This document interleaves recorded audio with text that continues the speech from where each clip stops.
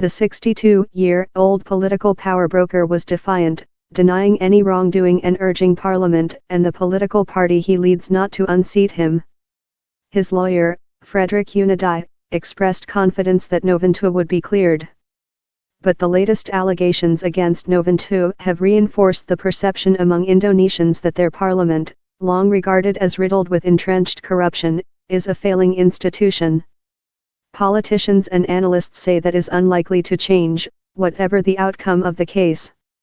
Before Setia Novanto, there were many MPs who were put in jail and it didn't have an effect, said Eva Sundari, a member of parliament from the PDIP party, which sits in the ruling coalition alongside Novanto's Golkar. You are not dealing with individuals, you are dealing with an entire structure and culture, he said. A bagman, a suicide and a luxury watch. Novanto is accused of orchestrating a scheme to plunder $173 million, or almost 40% of the entire budget for the project, from a government contract to introduce a national electronic identity card. Novanto denies any wrongdoing, writing a letter to other parliament leaders after he was detained asking them to give me an opportunity to prove that I wasn't involved.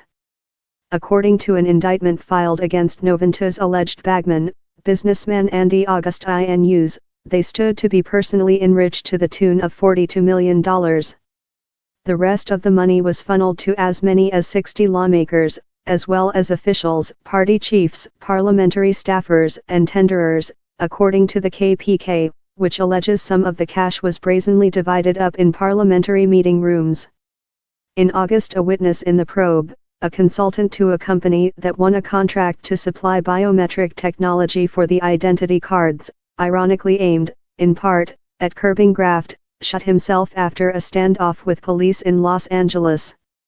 Before his death, Johannes Marliam told KPK officers about meeting Novanto at his Jakarta home in 2011, according to a declaration to a court in Minnesota by a Federal Bureau of Investigation special agent, at which the parliament speaker negotiated a discount under which he and Agustinus would get a 40% share of a contract worth more than $50 million. Marliam is also alleged to have said he had brought Novanto a $135,000 Richard Mille watch and showed the agent a photo of Novanto wearing it. He gained a measure of international prominence in September 2015 when Donald Trump, then a U.S. presidential candidate, hailed him as an amazing man at a news conference in Trump Tower in New York.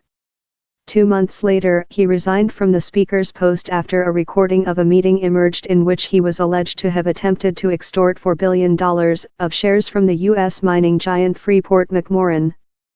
The case got blanket media coverage and hearings were televised live. Within a year, however, Novanto was speaker again after the Constitutional Court ruled the recording inadmissible. Money politics. Novanto's detention last week came after months of declining to answer summonses for questioning by the KPK. Indonesia was ranked last year at 90 out of 176 countries on Transparency International's Corruption Perception Index. The watchdog has singled out Parliament as Indonesia's most corrupt institution, and in July called on President Widodo to protect the KPK against attempts by the legislature to weaken the Commission's powers.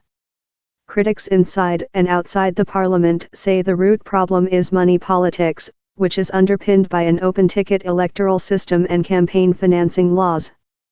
These laws allow only tiny amounts of public funding, and do not require public disclosure of individual donors, which some lawmakers say perpetuates a system of funding from illicit sources and financial patronage for favors. The open-ticket voting system encourages candidates to spread largesse to voters and community leaders and then recoup the expenditure if they reach parliament, says the PDIP's Sundari.